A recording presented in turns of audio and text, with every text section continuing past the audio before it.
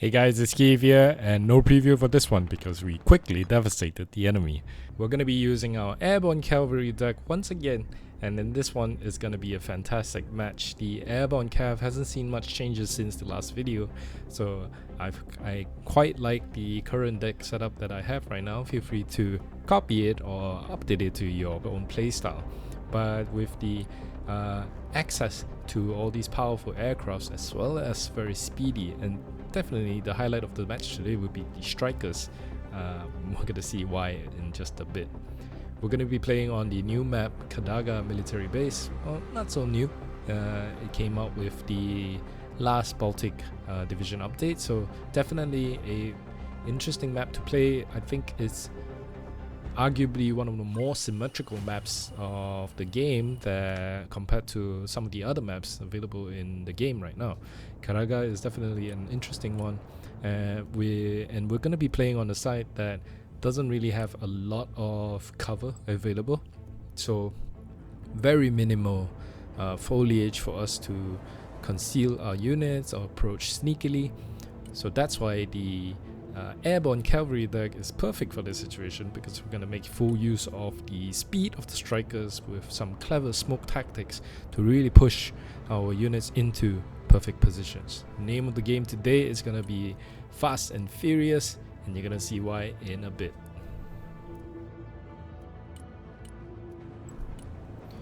We're going to be playing on the left side of the map here, and our first objective point would be the Foxtrot sector. As you can see right now, there's very limited cover available to us, so we're going to have to be smart about how we push our units in. But since it's the start of the game, I hope you sit back, relax, and enjoy the show. It's going to be a quick one. You're going to see how we force the enemy to really capitulate in this one.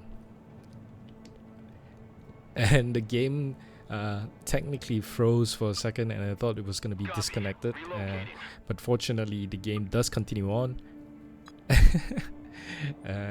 Temporary pause, maybe a server lag or something, but I'm glad that we managed to or can continue to play this game. So a quick wish of good luck, have fun to our teammates as well as the opposing team as we bring out the F-15EX Eagle 2 to challenge the sky. Already coming up against the enemy Su-57 as well as another MiG-29K. But the enemy is very greedy here, as Peach player is already bringing in multiple helicopters without securing the air first. Though technically the enemy did take advantage of that and managed to wipe out all of our aircrafts here. But rest assured, our teammate has already brought up a second air superiority fighter to try and win the dogfight.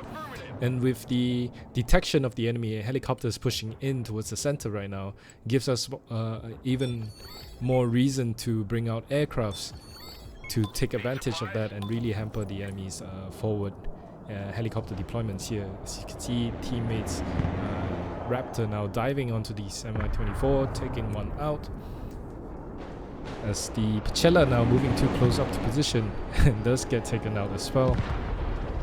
The third one hopefully gets taken out soon, but our teammates' aircrafts here getting wiped by the long-range SAM battery is still close to the deployment zone there. So already the points is on our favor, well, in our favor right now with 1,205 against the enemy's 855 points. So that was a relatively solid engagement for our team here. We do, for my side, myself, I ended up losing the F-15EX Eagle 2, so a little bit unfortunate. Nevertheless, our ground forces are already on the way, and you can see I've already brought up the OH Kiowa. The Kiowa is an exceptional recon helicopter, able to really spot a long distance here with its exceptional optics. So in an open area like this, I like to use some helicopters that really provide some long-range recon, able to spot these enemy vehicles already coming into positions. This Stryker RV Javelin trophy, which is the recon variant of the Strykers, does come equipped with a Javelin, and it's going to be able to engage the enemy boomerang from distance. You can see the Kiowa has already managed to be in a center position here, able to spot several enemy units all over the place right now. But the Stryker is going to force the enemy to unload the Cornet squad, so we're gonna have to be careful here. But seeing that it's a Cornet squad, I want to be pushing very aggressively and push my Javelin in. Sorry, push my Striker in to close range to try to take out the enemy's Cornet teams right now. See, I briefly moved the Striker into the tree line there because using the line of sight tool, the Cornet doesn't actually have a vision or line of sight, so it's not going to be able to target my Striker. Unfortunately, the Cornet does have vision towards my MTV, so you can see why the Cornet can be a very dangerous threat if not dealt with properly and quickly. Stryker is going to push very close into the face of these Cornet teams, and it's going to have no trouble dealing with them. The Cornet does need a minimum range to engage, so whenever you find an opportunity to engage the enemy long-range ATGM squads, you should definitely push very aggressively into the isolated ATGM teams. With the enemy units destroyed on the right side here, we're free to drop off our sniper teams. The snipers gonna be sneaky, so they're gonna be providing vision for us from these tree lines. With the Kiowa still hanging about, we're able to spot the pink players' heavy usage of vehicles right now, and in the beginning phase, that's actually a lot of vehicles already in position. The Kiowa also comes equipped with 4 Stinger missiles as well as a Stinger team down there. The troopers AA managed to take out or punish the purple player's helicopter. Moved up a little bit too close to the front line there, and we're gonna punish the purple players for misplaying that piece right now. You can see on the right side of the screen now, I have already queued up the A10C Thunderbolt too. The reason for me doing so is because the Kiowa managed to spot the pink player's heavy usage of vehicles right now. So I'm just tempting or queuing up or have the A10 on standby right now to make sure that when the enemy does push out or decide to push out the vehicles, the A10 is going to be in position to quickly react to that and eliminate these vehicles. We're going to see that in a short while, but for the time being, I already have a number of Stryker Dragoons carrying these Javelin weapon teams in positions right now. Just going to be looking to move them towards better positions to engage the enemy in the front. An F-16CJ is going to be called in to provide some seed to protect the A-10, as the A-10 now is going to be ordered to commence a strafing run. Aiming directly, it does take out the enemy tank as well as one of the IFV here. I believe that's a... oh my, I kind of forgot about the name right now. But that was a solid engagement, definitely a valuable trade for us. We do end up losing the A-10 Thunderbolt. Kurganets, sorry. Yeah, now I remember. Kurganets. With one single aircraft, we managed to take out the enemy tank. Another Kurganets. The F-16CJ does take out the enemy Toro from the back here. So the enemy's momentum or aggression was blunted. So we defended the area very efficiently, I would say. Nevertheless, we're just gonna be bringing in more reinforcements in right now. As you can see, the open area of this side of the map here really does not allow us to have some well, doesn't have a lot of places for us to really hide and cover here, so we're gonna have to keep moving our units, making sure that they don't stay static for too long, as the enemy already has several artillery pieces aiming at our tree lines here. Snipers are still in an amazing position to be able to creep up towards the enemy position using these thin tree lines here to provide vision, as the snipers on the right side here is going to be garrisoned into one of these buildings here, providing our teammate on the center objective here in Bravo some vision behind the objective area here. Chinooks, double Chinooks this time, is going to be brought up with a bunch of supplies as well as MTV to quickly ferry these supplies into wherever positions we need them to be in. You see, I have the Strykers right now on standby on the road. Hopefully we don't leave them too long out in the open, as they are susceptible to enemy airstrikes and artilleries. Weapons team on the left side here already in a good position to be launching long-range Javelin missiles towards the enemy Kurganets. We're going to be using these weapon teams quite heavily, as because of the lack of concealment available on this side of the map, our long-range Javelin is a very potent weapon against enemy vehicles that are caught out in the open with no places to hide, or minimal places to hide. And consequently, the enemy is going to be using the same tactic against us as well. So the enemy does have several cornet units as well as the meta squad. You can see right now in Gamma. So when we're pushing out our vehicles, we're gonna have to be careful about these long-range vehicles. I mean, long-range ATGM as well. Cheeky airstrike here tries to take out my Thunderbolt, does damages the weapon squad, so we're gonna be shifting one of the Dragoon trophies over to pick up that weapon squad and bring them back to safety. The other weapon squad is gonna be deployed, and we're gonna push them into this tree line here to cover the right side of the flank here. You can see our teammate Stryker as well as my own sniper is providing a lot of laser designation, having these snipers in a perfect position to be able to spot the enemy's movements, as our green player here on the right side has already brought up several Iron Thunders. The Iron Thunders is going to be equipped with the laser designated round, so he's going to be using our lasers to full effect. As you can see right now, we're still slowly building up our forces, and part of the game here, well, one way to think about Broken Arrow, I see a lot of players don't necessarily do, is not having the patience or slow things down to build up their forces before assaulting an objective. 9 times out of 10, you want to make sure that you have a decent enough critical mass, or at least a well-suited force to engage the enemy. If you're just going to be pushing 1 or 2 tanks out, the enemy has a lot of opportunities to counter you and really make you pay for your mistakes. So a lot of times patience is the key. You want to take things slow, build up your forces, and make sure that you have the necessary counters to anything that the enemy might potentially throw at you. As you can see right now, I've brought up Strykers MCs. That's going to be the mortar variants of the Strykers, mainly using the mortars as a smoke concealment force. And I've also brought up a Stryker Shoran, which is going to be my main anti-air assets, used to protect myself against enemy helicopters.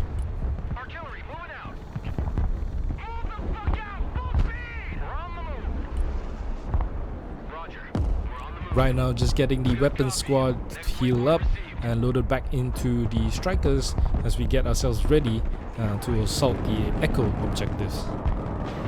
A cheeky airborne laser designated strike guiding my HIMARS. My HIMARS actually fired that missile, that rocket, from a very, very long range, so the accuracy wasn't actually the most accurate, but with the laser designated guiding the rocket close enough to position, we managed to take out the enemy's helicopter that's hovering over at low altitude. Here you can see my Stryker MC is moving into positions. It's gonna be using them to smoke these suspected enemy positions here.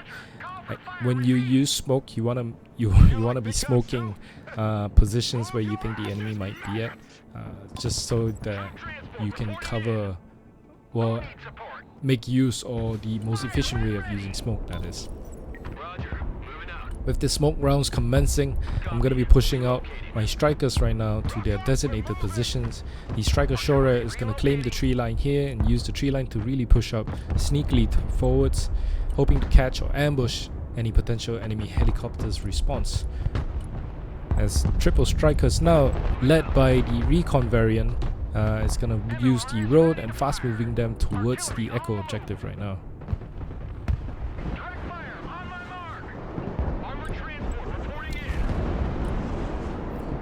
Throughout the front, our teammates are doing exceptional work capturing their zones. As you can see, we're putting a lot of pressure across the entire map right now. Our teammate in green is holding the center solid, very, very steadfast. And one thing to note about this map is the center actually dictates whether we are safe to approach on using this road or not. Because if the enemy has garrisons and some units across the river here, my Strykers could be in a very dangerous position. HIMARS once again going to be providing some long-range artillery support, but without the laser designation, the accuracy is not going to be very accurate, as the enemy player bombs both my Strykers MC. So we're going to be losing our mortar support, and more crucially, we're going to be losing some crucial smoke support. I did bring up the AH-64E Guardian here. The reasoning behind this is because of the open area.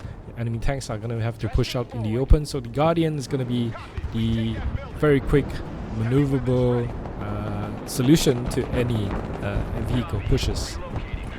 But our weapon team is now in position to uncover the enemy Razvedka as well as the Igla teams that was trying to take my helicopter down. We're going to be eliminating both of those squads without any problems. You see, having a sniper on this side is going to provide some vision across the river here for our teammates to well, take advantage of, make a calculated decision on how he wants to approach the center. As our forces here on the center, it's with the smoke actually destroyed or unavailable to us, we're going to have to be careful of pushing into Echo right now. But so far, this close to the edge of the town, we haven't been seeing a lot of enemy presence on this side, so I'm going to be using my Strykers to really push them into position, as I also have double Stryker Dragoon trophies with the airborne infantry loaded inside them. They're going to be used to storm the Echo objectives here.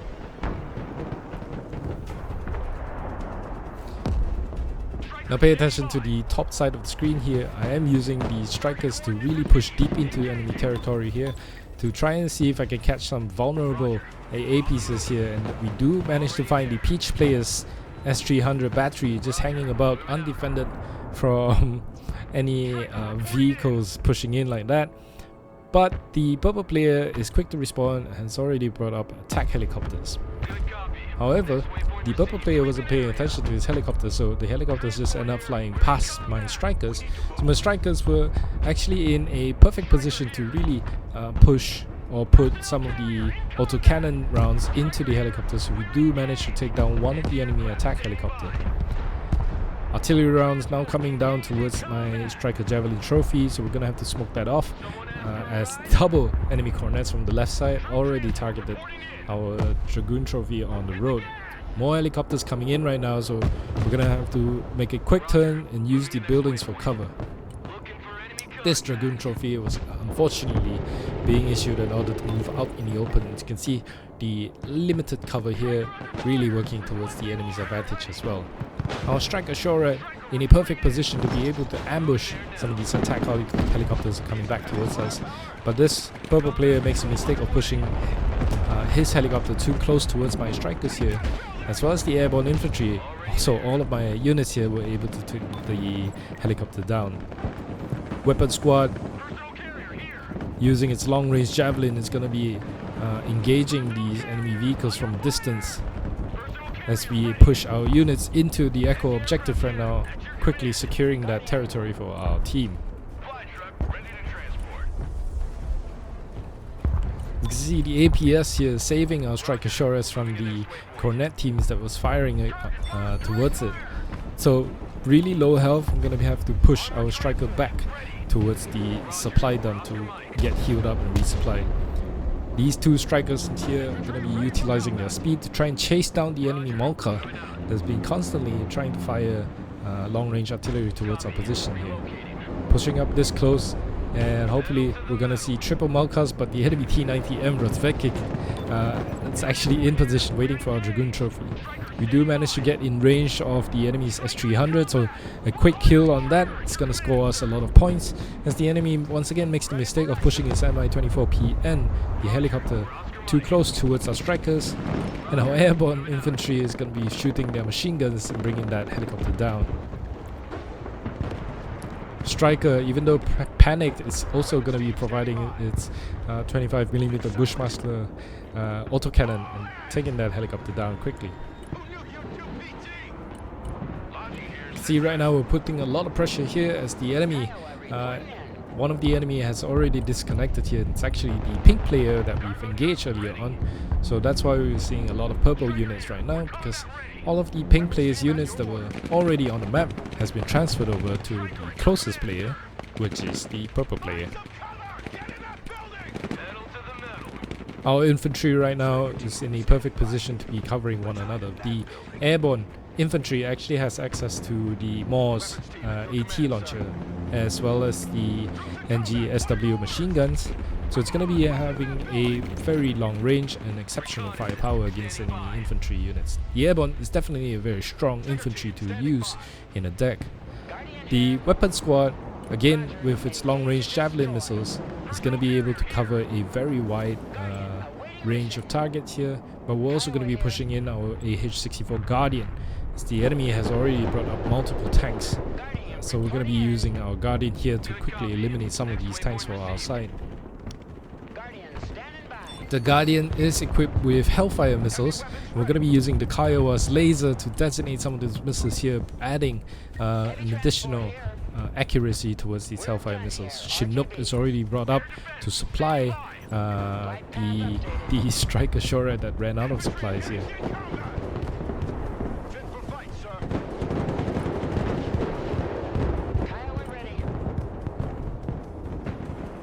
You can see how efficient the trades are for us, as the weapons team is able to engage the enemy tank from a distance.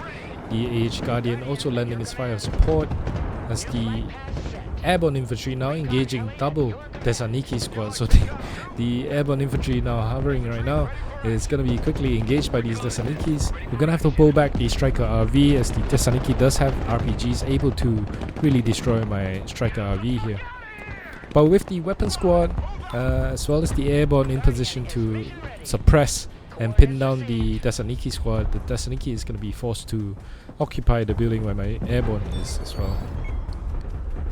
Stryker, and I noticed that the enemy doesn't really have much AA going on right now on this side of the map, so we're going to be taking advantage of that and pushing our Strykers relatively deep into the line right now. Does uncover several other tanks. We're going to be taking those out as well.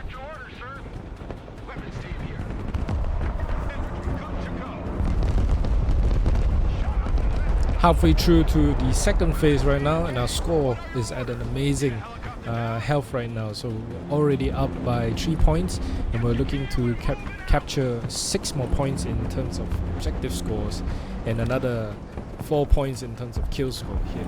But our units are quite stretched thin. We're a little bit concerned about over extension here in the echo sector. As you can see, most of our units here are very depleted with minimal ammo right now, so we're gonna have to quickly focus on bringing more supplies to the front line, as well as reinforcements to hold the sector that we've already just won. And throughout the entire front, our teammate has been making solid progress across the line. As you can see on the other side of the map here, it's full of our teammates here and not a single enemy unit in sight. And there we have it. The enemy team did surrender. It's definitely a shock run, but we managed to pull out an amazing 5,090 kills, 1,835 deaths, with a solid ratio of 2.77. Couple of medals here for KD and kill scores, but definitely an interesting game to play.